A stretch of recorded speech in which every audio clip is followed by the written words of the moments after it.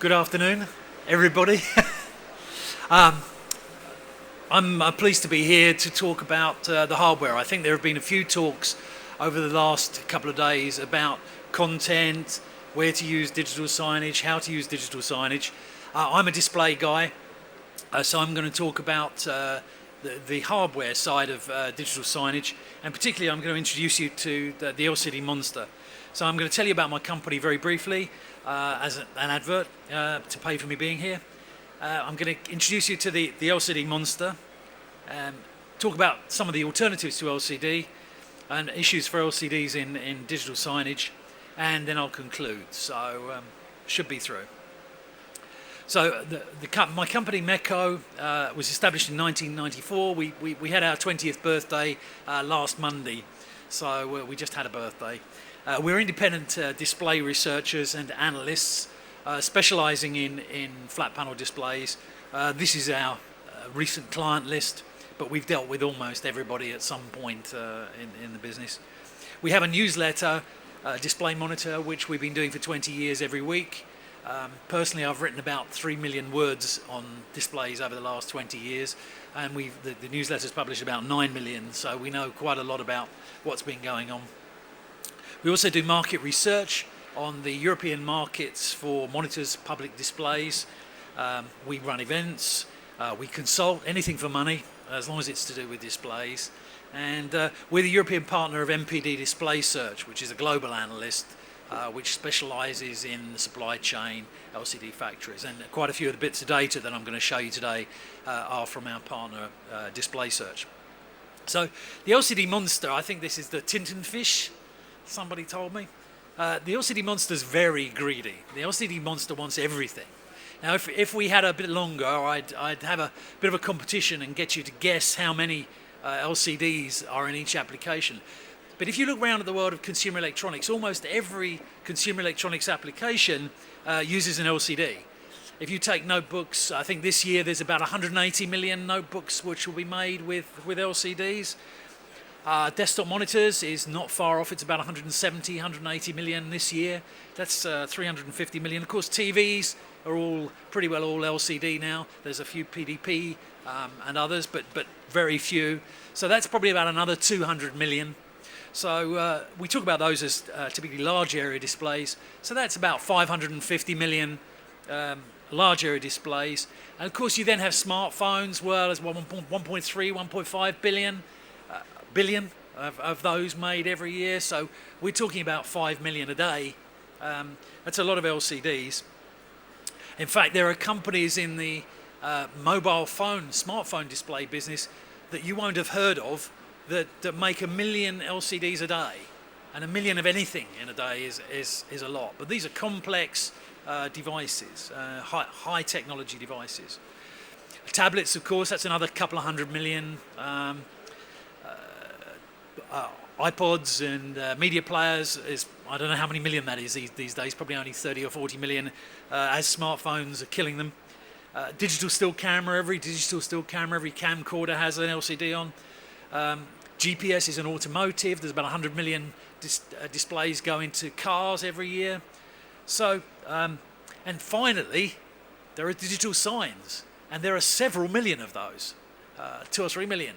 So the scale of digital signage compared to the rest, there's over 3 billion LCDs of the order of, what does that make, 10 million a day being made globally, makes it a huge industry, which is completely dominant. And the LCD Monster, like every big monster, needs feeding. And big monsters need food, and the LCD Monster's food, of course, is money. So the LCD Monster basically hoovers up money. And over the last 20 years, I've often talked to people who had new technology idea that they think can compete with LCD. And I usually meet them, they're very excited, and then 5 years later you go back and say, well, where are you, you've got your technology maturing now, where's your revenue going to come from? And they just go, have you got an idea? Because this LCD Monster has its tentacles under every rock and takes all the food. And it's very, very hard for any other technology to grow because LCDs can do almost everything. So if we look at the revenues, this is from Display Search, and you can see nearly everything is LCD. I don't know if you can see the colours here. There's a little bit of PDP at the top, the bottom. There's a little bit of CRT left, a few others, but nearly everything is LCD. Or at the bottom you can see this band here, which is OLED. And OLED is beginning to come into the market for displays in general. So, but you can see at the end of the right-hand end, there are really only two segments. There's LCD and there's OLED. There's a few other things in there that have tiny numbers in there, e-ink type displays for e-books, and DLPs for projectors, LCOS for projectors, but they're tiny, tiny, tiny revenues compared to LCD in particular. LCD making is an Asian business. All LCDs of any significance are made in Asia. There was a shift from Japan in the early days of LCD. 15 years ago, all of the key LCD makers were Japanese, and every Japanese consumer electronics company had some interest in LCDs, whether it's Mitsubishi, Hitachi, NEC, Sharp, Sony. Everybody was doing something, but most of them gave up pretty early. There are only three left in Japan. Sharp, which is making big ones, Panasonic, which is only making now small ones. Even Panasonic TVs don't have Panasonic LCDs in anymore, they buy them in. And JDI, which is kind of the remains of the Japanese industry, all bunched into one group to try and make a company that's big enough to compete globally. And they make smartphone displays mainly. Korea is the giant really at the moment of LCDs. So the big monsters are LG and Samsung, and they have broadly 50% of the global market between them in terms of revenues. One quarter LG's ahead, one quarter Samsung's ahead. The last 2 or 3 quarters LG's been in the lead, but over the long term they're kind of head to head. But they take broadly 50% of the market. Taiwan has a good market to support the Taiwanese notebook and monitor industries, AUO and Innolux, but they're looking a bit challenged at the moment because the big trend is now to China, and the Chinese are coming, and that's really difficult. If you go back to the previous slide, the revenues actually flatten off, and that gets very difficult. If you want to keep investing in new fabs, and an LCD factory costs you $2.5 to $3 billion. If you want to build a new factory, a new production line, with flat revenues, it's really hard to justify that kind of huge investment. So even the Koreans are struggling to justify continuing to invest in LCD, but the Chinese want to own the Chinese TV industry, which is already the biggest TV market in the world. In order to do that, they have to make their own LCDs. So if we look at this data from Display Search, this shows recent spending on investment for factories, and you can see the dark bars here are pretty well is Chinese spending. So in 2014, something like 70-80% of all of the spending on new factories is in China. Everybody else has just been so beaten up by the difficulty of competing that they're leaving it to the Chinese. So how do you make an LCD? You make LCDs on substrates, big sheets of glass. Now I'm amazed at the size of the printers that I see here, but these are pretty big. This is a picture from LG Philips as it was then, back in about 2000, and it represents 15-inch LCD for monitors. So 2000 was about when the monitor business started to switch over from CRT to LCD, and that was enabled by this factory. Now that was a so-called Generation 5 factory, or G5. The very first factory, G1, made two 10.4-inch on a single sheet, about this big. And by 2000, we were up to G5.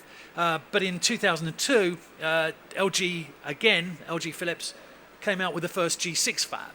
And on a G6 fab, which is about 1.5 by 1.8 meters, you can make 6 37-inch or 8 32-inch TVs. And you make them all together, you chop them up, and make individual TVs with them. And that's where we started to see 32-inch and 37-inch TVs. G7 came in a couple of years later, and G7 was designed for 42-inch and 46-inch LCDs, and you could make 8 42-inch on a single sheet. we're starting to get quite big by now. Gen 8 was a couple of years after that again, and Gen 8 is kind of the sweet spot for TV panel making, it seems. So Gen 8, you would make 1040 inch on a single sheet of glass. We skipped Gen 9. Nobody ever built a Gen 9. There were all sorts of plans and theories, but we didn't do it. So the biggest factory in the world is Gen 10, and this is in Sharp's factory in Japan. Nobody else has made a Gen 10 so far, but they make 60 inch and 70 inch, so they can make 6 70-inch displays on a single sheet of glass, which is about 0.5 millimeter thick. They used to make them flat, but they now make them vertically because they're so floppy you can't actually do anything with the glass. So it's quite astonishing. And so this is not science fiction. This is where you get your cheap TVs. Is from these kind of factories. And each of those rectangles represents a TV panel. Well, a full HD TV panel has 6 million transistors on it. So that arrangement there, how many have we got? We've got 15. So there are 90 million transistors on a sheet of glass 0.5 millimeter thick. And if one of those transistors is broken, doesn't quite work properly, you have a black dot. And customers don't like buying TVs with black dots. So it's a miracle that you can make them, frankly. And everybody's talking about Ultra HD, 4K TVs. On a 4K TV, you need 24 million transistors per panel. So you now have over 300 million transistors on a sheet of glass. It's unbelievable that you can make this stuff. Unglaublich, my friends tell me. So the biggest fab is possibly going to be built in 2016 by BOE in China, and you can see these are 37-inch panels on the left-hand side. So that's 24 37-inch TVs on a single sheet of glass. Now, it's likely that we'll never go beyond that size because that size sheet of glass is the biggest size you can put in a truck and ship. And the problem for the glass makers is if they build a factory next to an LCD plant, which is how you typically do it, if they can't transport the glass, they only have one customer. And they don't want to build a factory to supply one customer. So they always want to have the get out that if the customer won't pay the price they want, that they can ship those pieces of glass to somebody else. And you can't do it when they get bigger than this. So that's where we've got to. But 1648 inch on the right hand side. So I talked about the monster's food being money, and so if we look by application, there's been a big change. There have been 3 waves of LCD development. The first wave was notebooks. Without LCDs, the notebook market would not have been possible. It's only LCDs that made it possible. Followed by monitors, and followed them by TVs, which were huge markets which they could just come in and replace. But the revenues pretty swiftly, once we got to TV, the revenues grew in TV until revenues for TV were, by 2010, something like about 55% of all the revenues of LCD. So the LCD makers were obsessed with making bigger and bigger LCD TVs to try and grow their revenues. Unfortunately, the rate of growth in the size of TV that people want in their front room has slowed down a bit. And although the Chinese are buying lots of big TVs, Europeans are not spending so much money on so much bigger TVs. They do buy bigger TVs, but not that much bigger. So it's got harder and harder to push the revenues. But you can see this segment under mobile phones, which is going up and up. So smartphones are going up and up as a revenue source. But the big problem for all of these LCD makers is that revenues per square meter are just going down and down and down. They've got the factories, they can make panels, but it's hard to make profit. That's really good news for digital signage, because in digital signage you need special panels. And what the panel makers are now doing, having had 15 years of desperately chasing volume, they've suddenly gone, duh, it's about time we tried to make some money. So if they can sell special panels for digital signage, even though there aren't so many millions of them, That's better business for them than just trying to compete in the TV market, which is going to be increasingly dominated by China. And the Chinese are not in it for the profit, they're in it to capture value to stay in China. They don't want to spend all the money on TVs and have that all go out to Korea or Taiwan. They want to keep it in China. So they've got political reasons to keep investing, whereas nobody else has. So it's actually quite good news for digital signage. The next slide, this is actually based on our own research and shows you that there have really only been two kind of displays for digital signage, and that is plasmas and LCD. But this is our split by display type. You'll see the very small red segment is plasma, and if you look at Q1 2014 on the right hand side, it's almost invisible, and that's because at the end of March, Panasonic, which was the only company still making plasmas to go into digital signage, gave up. They just went, it's just got too hard. They closed their plasma factory. They're no longer making plasma TVs. Personally, I love plasma TVs. It was a sad day when they stopped making them. My TVs are plasma. I think they have the best image quality. When they said they were going to close, they sold out in the US because so many TV fans in the US wanted a plasma TV and they knew it was their last chance to buy a really good one.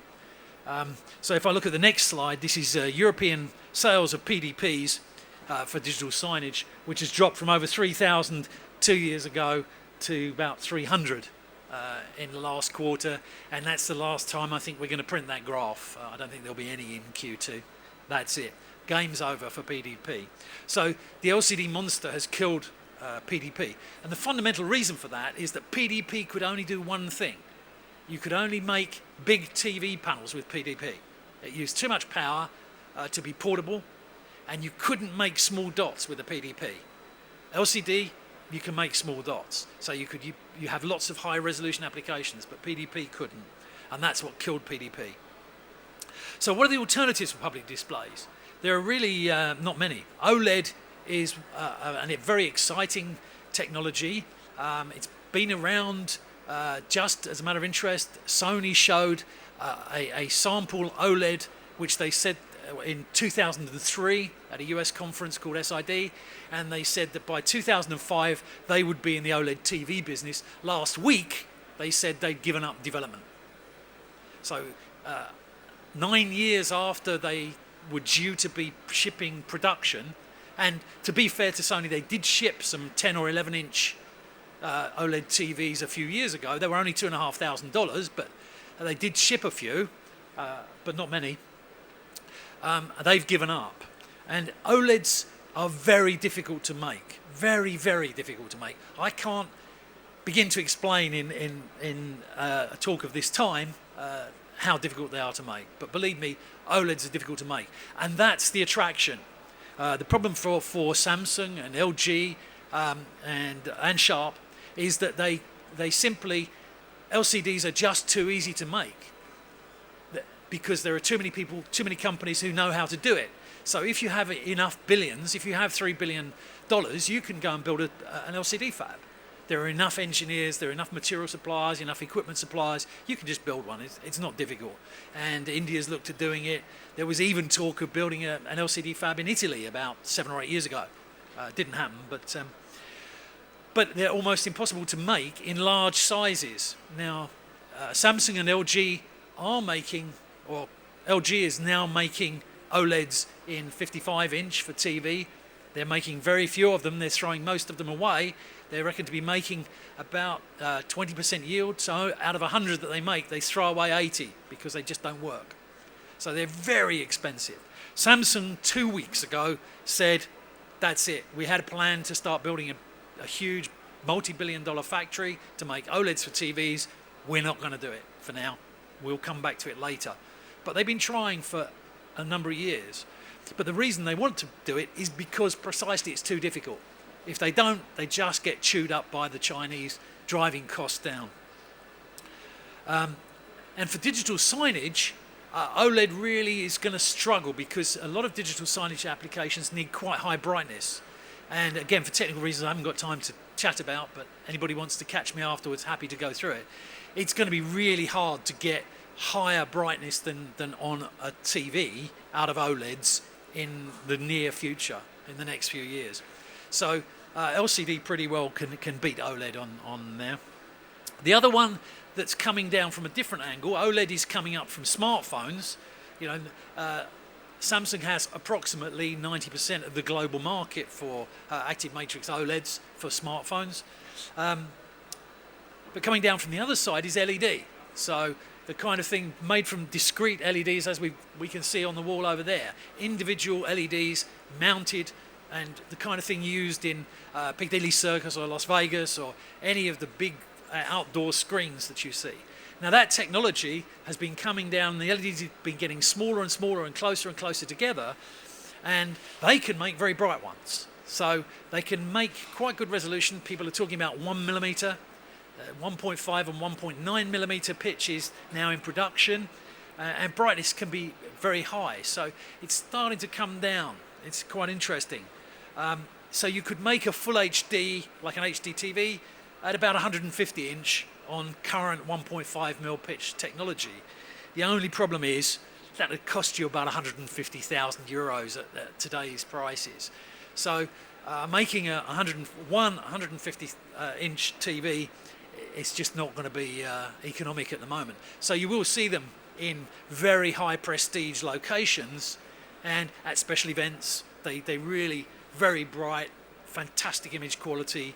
So for rental, where you can get the value out of them every week by renting them, and for again those really prestige locations, it makes sense. But reality, they're not going to change very quick, and I don't see that coming down very much very quickly. It will get cheaper. They always get cheaper, but it's going to take a long time to catch LCD. So for LCD, what are the challenges? Well, brightness traditionally has been a bit of a problem, but LCDs are basically control light. They don't produce light. So if you throw more light at them, they can be brighter. So all you do to make a really bright LCD is make a really bright backlight. So only on a typical digital signage display, about between 5 and 7% of the light that you put in at the back comes out of the front. So if you go around the corner and have a look at that 2,500 nits display that's being shown, quite a nice one around the corner, it's very bright, but there's about 20 times as much light going in the back as coming out the front. And even though LEDs are pretty efficient, that's a lot of power. So they talk about the power for one 72-inch display in kilowatts. Okay, that's peak. That's on a hot day. But you have to build in an air conditioner to cool the backlights because there's so much energy going in. Now there are solutions to that, and at ISE in February, Samsung showed a new technology called frame sequential. Well, it's not a new idea, but it's in fact, if anybody's in projection, it's the way a DLP works. It flashes red, green and blue alternately. Now if you do that, you can throw away the color filter, which actually absorbs 2/3 of the light. So at ISE, Samsung was showing a 55-inch LCD that was only 320 watts. Now that's really interesting. They said they'd be in production of the panel in Q3, so you probably see them in actual monitors at ISE in Amsterdam in February. So they were showing just the bare panel. Somebody's got to put the electronics on it and build it. But that's a really interesting development. We've been watching that for about 15 years, people playing with it, but this is the first time one of the big manufacturers has actually committed to a production product. So that's very interesting. And there's really no problem. With frame sequential, there's really no problem to boost the brightness. And LEDs are improved with a thing called Haitz's law. Has everybody heard of Moore's law? Well, Haitz's law is Moore's law for LEDs. You get twice as much brightness every 2 years for the same cost. And if you look at this chart, I'm afraid I couldn't get a high resolution version of it, but you can see LED on the right.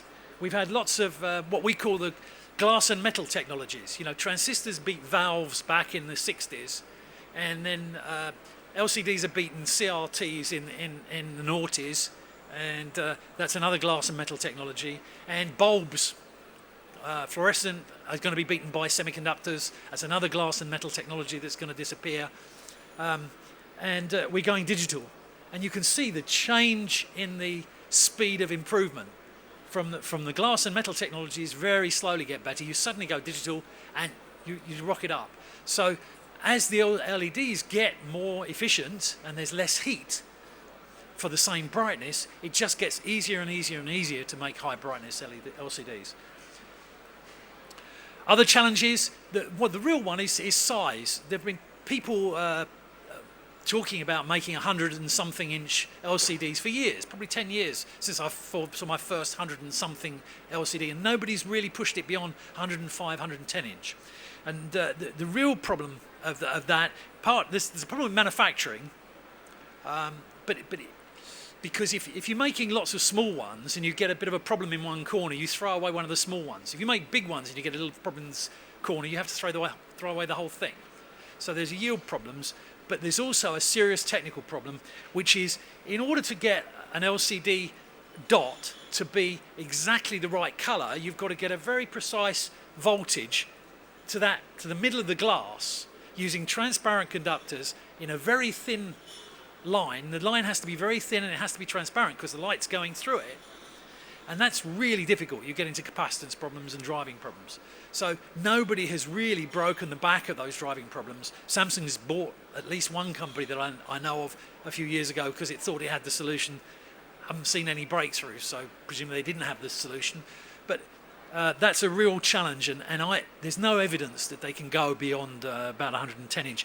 And as you go up in resolution and more color and everything else, it just gets harder.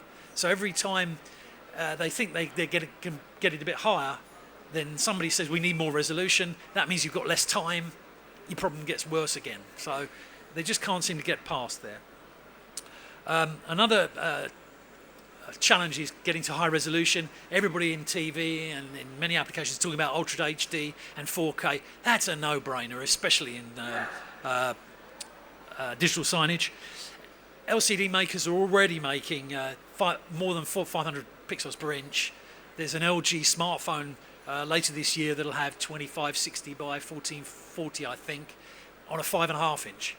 That's 543 pixels per inch, I think. So typical digital signage, even a 4K digital sign is something like 50 pixels per inch. It's 10 times easier than making mobile phone displays, and they're making 1.5 billion mobile phone displays, so they know how to do that. It's not difficult. So in terms of the engineering of the panel, making a digital signage display is like civil engineering. You know, it's great big chunks of transistor, and it's all pretty simple. And for the LCD makers, basically pixels are free. They've got to pay a fortune for the area, for the glass, but as long as they can get the manufacturing processes right, it doesn't matter how many pixels they put on there. It costs them a little bit more in drivers, it's a little bit more difficult, but it's really no real penalty. And frankly, the real reason that there's a huge push by LCD TV makers to do 4K Ultra HD is because they saw a threat from OLED TV. Side by side, an OLED TV at the same resolution looks better. But for the OLED guys, pixels are not free. Extra resolution is really hard. So the moment the LCD guys saw OLED appearing and no motion problems, no speed problems, no color problems, no viewing angle problems, all of the things that have plagued LCD for years, they went, I'll tell you what, we'll have 4 times the resolution. And the OLED guys were then stuck. Just when they thought they could attack the monster changed gear. And so that's what's really driving the panel makers to do 4K TVs. Color. Everybody wants better color. The broadcasters want better color. They want something closer to a cinema experience or even better. There's a thing called Rec 2020 coming. When NHK brings out the next generation after 4K, which is 8K Super High Vision TV, they want to have a thing called Rec 2020. The color. It's going to be way better than the cinema. Your TV will be way better than the cinema. Unfortunately, nobody can make Rec 2020 displays at the moment because the committee who made it looked at what was the state of the art and said, well, they've got 6 years to get there, so let's just stretch it at the corners and make it a bit harder for the engineers. But by 2020, there will be Rec 2020. And LCD has been helped by a technology called quantum dots. Basically converts blue light to very, very pure green and red light. And so they can do really good colour. Sony has been shipping this in TVs for about a year and a half. You're starting to see mobile phones with this kind of technology to compete with OLED, because OLED has really good colours. So quantum dots solves the problem. And there's no real barrier to meeting the ITU standard in the future. And LCD is absolutely amazing. It's 17%, around about that, 15 to 17% compound price reduction every year for the last 16, 17 years. It's just astonishing. Again, the number of times I've talked to a new technology company who say, we've got something and we can challenge LCD. I say, okay, 5 years to industrialization, they're going to be at 20% of the price they are today. Can you compete with that? Oh, no. That's what you've got to do. It's a moving target. The very first sharp 10.4-inch TFTs put into the very first active matrix notebooks were $2,500 each. I checked Display Search's price analysis today, currently around $25 for a higher resolution one. They don't make anything that resolution anymore, but if you want a netbook panel and you're buying a few thousand in Taiwan, $25 now, from 2,500 to 25 in about 14 years. And that has been relentless. And there's no sign that it goes away, because the Chinese are arriving. And the Chinese volume industry is not known for raising prices. But the good news about digital signage is there's lots of value-added opportunity, and I'm going to whiz through this. Some digital signage is driven by advertising, and it's a complex business. There's advertisers, media buyers, media planning agencies. There are companies that have networks to distribute the digital signage content.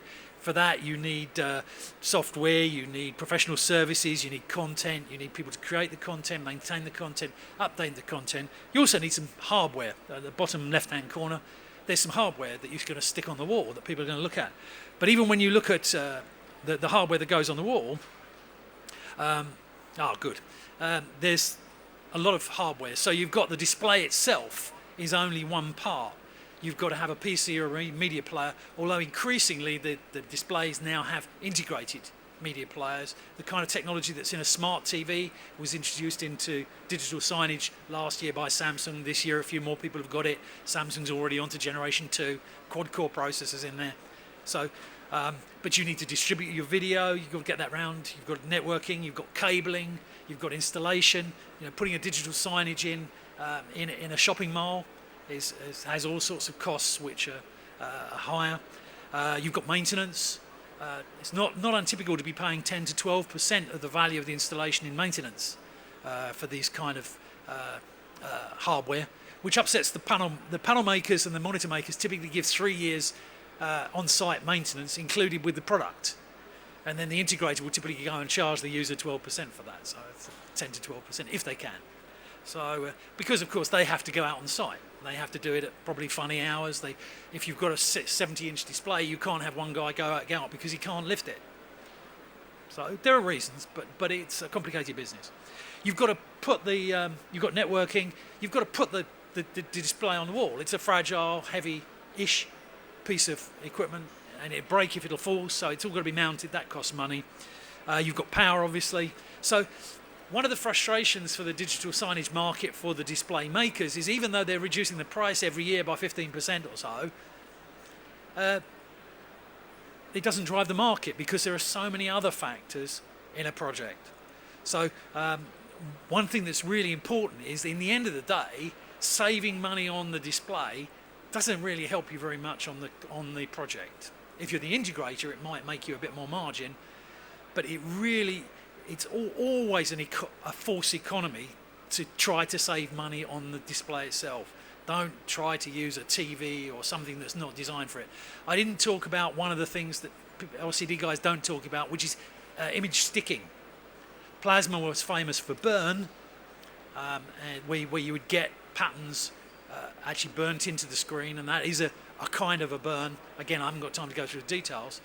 But the LCD guys have a thing called image sticking, and if panels get too hot and you have the same pattern on for a long time, that pattern can be retained.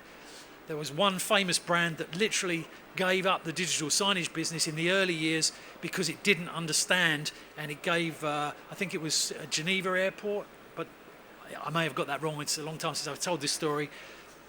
A 3-year warranty on the panels, and they didn't understand digital sticking, image sticking. And I think, if memory serves me right, they had to replace the whole lot 5 times in the 3 years because they didn't understand. And there are panels which are made for TV where you're switching it on for a few hours a day in a cool living room, and there are panels made for a digital signage application 24 hours a day. And if you use the wrong panels for the wrong job, you're going to be in trouble. So in conclusion, oh, that's not bad. I always run over a little bit. So whatever you display for your projects you're going to do for a project over the next few years, it's pretty well guaranteed to be an LCD. LCD can give you great looking content, but you need careful integration, temperature, lifetimes, sticking, and reliability. You really need the right products. Performance will only get better over time with new products. The LCD guys, if you saw an LCD TV of 10 years ago, you wouldn't believe how bad it is compared to what you've got today. It's hard to remember, but when you do this side by side, it's amazing how they've improved. And cost will only decline. But as I said, adding all the engineering to make that low-cost panel, or that reducing cost panel, a really good monitor, does add cost. So, thank you.